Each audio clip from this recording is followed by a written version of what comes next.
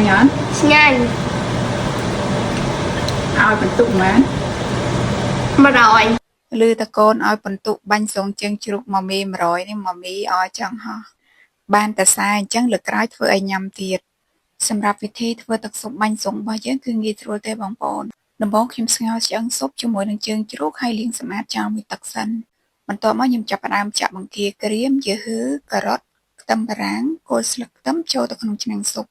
ឥឡូវនេះខ្ញុំចាក់ឆ្អឹងស៊ុបជាមួយនឹងជើងជ្រូកចូលក្នុងឆ្នាំងហើយបន្តមកទៀតថែមជាមួយនឹងអំបិល3ស្លាបព្រាបាយស្ករស1ស្លាបព្រាបាយម្សៅស៊ុប2ស្លាបព្រាបាយប៊ីចេងកន្លះស្លាបព្រាបាយនិងទឹកត្រីកន្លះវែក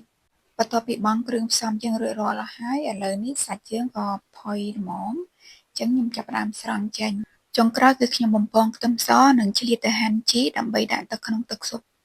ឥឡូវទឹកស៊ុបរបស់យើងគឺរួចរាល់ហើយបងប្អូនអញ្ចឹងខ្ញុំចាប់ផ្ដើមធ្វើបាញ់សុងហើយបន្ថែមជាមួយនឹងជើងជ្រូកពេលញ៉ាំជ្រលក់ជាមួយនឹងទឹកត្រីម្ទេសថែមទៀតរសជាតិកាន់តែឆ្ងាញ់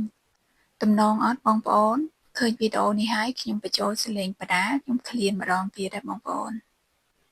តោះអញ្ជើញពិសាទាំងអស់គ្នា